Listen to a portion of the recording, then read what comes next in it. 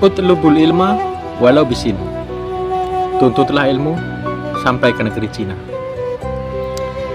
Meskipun hadis Rasulullah SAW ini sangat lemah secara sanad ataupun secara penyampaiannya, tapi hadis ini sangat populer waktu itu. Waktu zaman saya sekolah dulu, sekolah menengah pertama,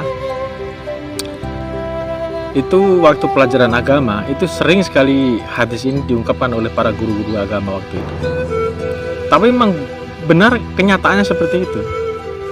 Nah, di sini saya tidak akan membahas tentang kesohihan dari hadis tersebut, tapi saya akan membahas tentang makna dibalik dari hadis tersebut. Kenapa kok diterapkan sampai ke negeri Cina kita harus menuntut ilmu? Memang dari dulu peradaban atau teknologi Cina itu memang sudah sangat maju, dan mereka itu memakai sistem teknologi, bukan memakai sistem kekerasan. Ini ada satu cerita. Waktu 2007-2008 saya itu merantau di Sulawesi Tengah, tepatnya di Palu. Saya ketemu sama teman, ya istilahnya bukan teman lah, ini ketemu di jalan lah, ngobrol-ngobrol. Rupanya dia itu mahasiswa. Jadi dia itu mahasiswa Universitas Terdulako Palu, atau disingkat menjadi Untat Palu. Nah itu saya ngobrol-ngobrol di warung kopi, saya ngobrol sama dia. Saya lupa namanya, tapi saya ingat dia itu orang anak dari Sulawesi Selatan, Makassar. Jadi ngobrol-ngobrol. Nah, ketemulah bahasan tentang Cina ini. Ketemu bahasan tentang Cina ini, bahwasanya teknologi yang dipakai Cina dari dulu sampai sekarang ini adalah teknologi ATM. Jadi dia itu mahasiswa, tapi sangat mengagumi dengan keunggulan teknologi dari Cina. Jadi dia bilang itu teknologi yang dipakai di Cina itu adalah teknologi ATM. Apa itu ATM? A adalah amati, T tiru, dan M-nya modifikasi. Dan memang betul sampai sekarang itu memang saya rasa benar apa yang dia bilang itu. Ada benarnya. Bukan 100% benar, tapi ada benarnya. Contoh, produk Cina yang masuk ke Indonesia, kita lihat dari 2005 sampai sekarang, yang saya tahu deh nih, yang saya tahu dari 2005 sampai sekarang ini, mulai dari mesin, produk elektronik, bahkan manusia sekalipun, ini bukan berbentuk manusia bernyawa ya, bahkan manusia yang tiruan dari Cina itu sudah masuk ke Indonesia sampai sekarang. Mesin dari otomotif ini, dari otomotif, motor yang produk aslinya dari Jepang, dia tembak, dia tiru. Produk mana itu? Produk Cina. Elektronik, televisi, alat komunikasi,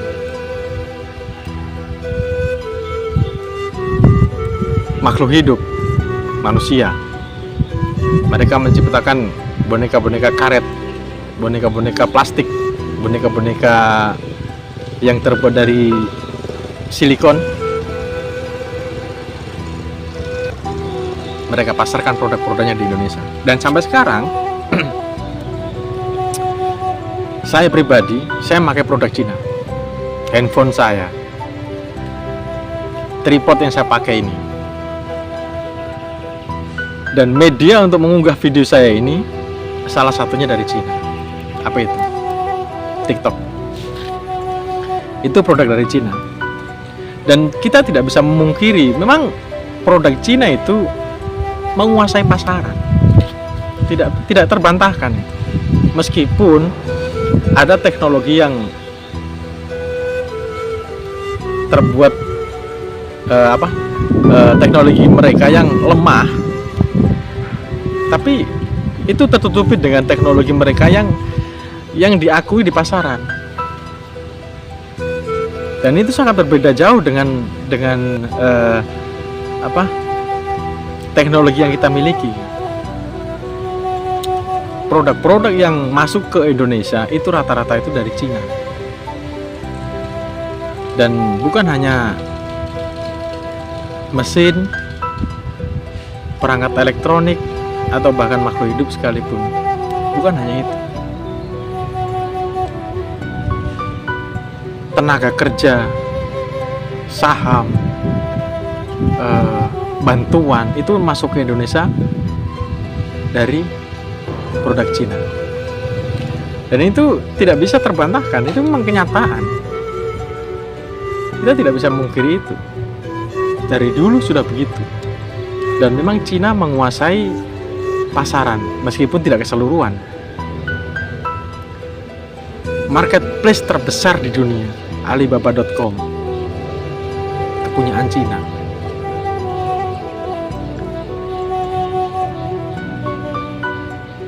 Apa yang kita bisa serap dari pernyataan saya tadi ini? Pesan yang bisa diserap dari pernyataan saya tadi adalah bagaimana kita mengapresiasi sesuatu meskipun itu berbalik arah dengan hati nurani kita. Kita bisa menerima sesuatu, dan memang itu fakta, tidak bisa dipungkiri. Bagaimana cara kita bisa menerima perubahan itu sendiri? Toh tidak ada ruginya kita membeli sesuatu produk meskipun bertolak belakang dengan hati nurani kita, tapi kita membutuhkannya. Gitu. Contoh, dulu pernah ada ungkapan begini: saya cinta produk Indonesia, aku cinta produk Indonesia. Tapi tidak menutup kemungkinan kita memerlukan produk meskipun dari negara yang tidak kita sukai atau bertentangan dengan hati nurani kita. Contoh dari Cina, handphone misalnya. Beberapa merek handphone yang masuk ke Indonesia itu rata-rata itu 80% dari Cina. Dan itu tidak bisa dipungkiri, memang kenyataan. Jadi untuk teman-teman, sekiranya ini video bermanfaat, jangan lupa tekan tombol like dan subscribe-nya. Kalau ada waktu tinggalkan komentar apapun itu, karena itu akan membuat sesuatu yang bisa mendukung channel saya ini bisa berkembang dan bisa memberikan edukasi tentang kehidupan kita sehari-hari. Oke teman-teman, untuk pembahasan kita kali ini kita tutup. Wassalamualaikum warahmatullahi wabarakatuh. Meskipun kita berbeda pandangan ataupun kita berbeda pendapat, sejatinya kita adalah satu kesatuan, satu bahasa, satu Indonesia. Salam Rahayu. Dan jangan lupa tuntutlah ilmu sampai ke negeri Cina.